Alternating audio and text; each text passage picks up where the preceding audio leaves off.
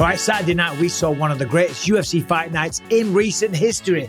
And the reason I say one of the greatest, I mean, of course, first of all, fantastic fights, but the fans were on a next level. The French fans might just be the best MMA fans on planet Earth. Now, I said that Saturday night, and I'm like, oh God, the English are going to come for me. They're going to disown me. They already think I've turned into an American because I live in California. And now I'm saying the French fans are better than the English. Well, I'm not really saying that. I'm not saying that. The British fans are amazing. But Saturday night was something special. I mean, last year when Ciryl Gane took on Taito Avasa, they were epic then. And then Saturday night, they might have been even better. Right from the opening bell before the first fight even started, the place was almost full throughout the night. I mean, the place was boiling. I was soaking wet by the end of it. They were singing, they were chanting, they were cheering, they were booing if you weren't French. I mean, the energy was next level. And as I say, it's the fans that make the sport of mixed martial arts so great. And when you're in there and there's this like kind of party, carnival atmosphere, it just adds to the occasion.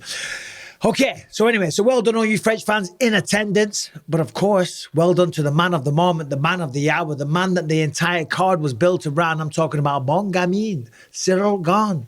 Ciryl Gane went out there. What a fight, what a show, what a guy. Listen, Sergey Spivak, coming into that fight, there were some questions, right? Because stylistically, a very difficult matchup for Ciryl Gane, right? If Spivak could get his hands on him, he would take him down and he would choke him out, okay? Submit him, whatever. He did that in the past to lots of other great fighters. Did it to Taito Avasa, who we fought last year. Did it to Derek Lewis, who Ciryl Gane also fought. So, you know, stylistically, and when you look at the fight with John Jones for Ciryl, you know, maybe you were worried if you were a Ciryl Gane fight. But as we saw, absolutely no need to be worried because he went out there, didn't even get out of second gear. I said it on the commentary. It was like he was taking the dog for a walk. He was in control the whole time. It was such a measured, calculated approach. Really was. He was so calm. I mean, in everyday life, I'm lucky enough to have spent some time around Ciryl. I filmed a movie with him earlier this year, Den of Thieves 2, so keep an eye out for that one. So I'm here in Tenerife. We're on this film set. We're having a group dinner. Look who the I bump into. Are you sure you had dinner? Oh, what's up, Ciryl? Come on. Just the nicest guy. So calm, cool, collected. And in the fights, that's how he is, right? Used his range well, punishing shots. Every time Sergey tried to come in and clinch, heavy knees. He had great reactions, great sprawls, excellent use of underhooks. It was really tough for Sergey Spivak because striking-wise, Spivak is not on the same level. He's nowhere near the same level. But of course, he's a big guy. He's a mixed martial artist. He's got real power in his hands. And the hands, they can set up the clinch. But not for Ciryl Gane. He was too fast. He was too quick. He was too measured. And just ultimately too good. It did look like a mismatch because in a kickboxing fight, it is a mismatch. And Spivak couldn't get the wrestling going. So he went out there, dominated from start to finish. And I actually felt quite sorry for Sergey Spivak towards the end because it was a hell of a beatdown, right? Sergey Spivak's a really nice guy. He will not talk shit. He just refuses to engage. He said, I will only talk inside the octagon. He's a very nice, humble, hardworking guy. He's still very young as well. So I did feel for him at times because, you know, you're in there and you're getting the absolute living daylights kicked out of you. Doesn't feel good. I mean, you don't need me to tell you that. And then the finish came at 3 minutes 44 of round 2, and it was just a beatdown from start to finish. So the question remains, who does Ciryl Gane face next? And it's a good question because I asked him Saturday night, Tom Aspinall is in the building, but apparently that one might not be happening. Now, if we look at the rankings here, obviously, John Jones, that's the man, that's the GOAT, that's the champ. Sergey Pavlovich is ranked number 1. By all accounts, Sergey Pavlovich is going to be the backup fighter for Stipe Miocic taking on John Jones.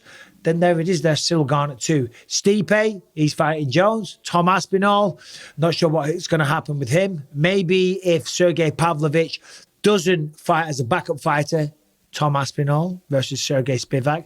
Sergey Pavlovich, might be in the future. Could be the next fight. Seems to make sense to me. Looking at those names, Taito Avasa, he's beat him. There's one name. You see it. I don't even need to say it, but I'm going to say it. Curtis Blades. That has to be the next matchup. I'm not sure if he's matched up with anyone right now, but Curtis Blaydes needs to be the one. So well done to him. Just an incredible fight night, as I said, just from start to finish. Let's have a look at some of the other fights here. So, Ciryl Gane main event, co-main event, Manan Fior, little... people aren't sure how to say that last one. I was told Manan Fior, right? But then everyone said it's Fioro. And then we changed it to Fioro, but whatever. Manan Fioro took on Rose Namajunas. Now, Rose Namajunas, the former strawweight champion, beaten Zhang Weili twice already, right? So I thought, it's crazy. Why are you moving up to 125 to have a tough fight against Manan Fioro when you could just fight Zhang Weili again? Okay, you've already beaten her twice. And the answer was so inspiring. She said, I've already done that twice. Okay, I've climbed that mountain. I don't want to climb it again. I want fresh challenges. I want to be a champion at 125. So she went in there against Manan Fioro and... tough fight. Very, very tough fight because Manan Fioro undefeated in the UFC. Let's have a look. 5-0. Well, 6-0 now in the UFC. Overall, 11-1. She lost her debut to Leah McCourt, who's a great fighter in her own right. 6-0, Mara Bueno Silva. Remember, she tapped out Holly Holm recently. Jennifer Maia, she's fought for the belt. Caitlin Chukagian was kind of like, you get through Caitlin Chukagian, you're fighting for the belt, and then, of course, beats Rose Namajunas. Now, Rose Namajunas, you got to feel for her. Number one, an excellent champion, incredible fighter, solid human being. She broke her finger in the first round. That had to have impacted her performance. That said, you can't take away from Manan Fioro. You can't take away from that, right? She got the job done, and that's what happens in a fight. Injuries occur. You get hurt, you get punched in the face, you get your nose broken, you get your legs kicked out from underneath you. Things like that happen, and of course, fingers can break. It happened early in the round one, so I do feel for Rose Namajunas in that regard. Manan Fioro looked on fire, as always. The striking is beautiful. It's so fast and sharp, and she looked the bigger person. I mean, listen, Rose came in, 125 pounds. She looked like an athlete, of course, but a little softer, not quite as hardly ripped as Manan Fioro was. I mean, Manan Fioro looked to be in sensational shape, and she just kind of, the physicality, she was just much stronger. Anytime Rose tried to engage in a takedown, because she got in deep a couple of times, Fioro would just throw her off. I mean, of course, there was good technique as well, but the physicality was clearly there. So let's have a look at some of these other fights real quick, because we've got to talk about this. This one, Benoit Saint-Denis. Benoit Saint-Denis. I just like saying that name. Keep an eye out on that name, right? It's one you're not going to forget. Not because of the way that I say it, it's because what he does inside the octagon. Benoit Saint-Denis is unbelievable. He went up against Thiago Moises, right? Moises, very, very experienced, very highly skilled. Just going down to his record. Here he is. 1, 2, 3, 4 wins in a row now in the UFC. All stoppages. Decent opposition. The Bonfim brothers are doing big things. Took him out of there in round 1. Thiago Moises, round 2. And what a beatdown it was. From start to finish, Benoit Saint-Denis just went right at him. Didn't care. Didn't care about the submission ability, the wrestling, the experience of Thiago Moises. Took the fight straight to him. And I'm not surprised. When you speak to this man, there's something about him. You can tell.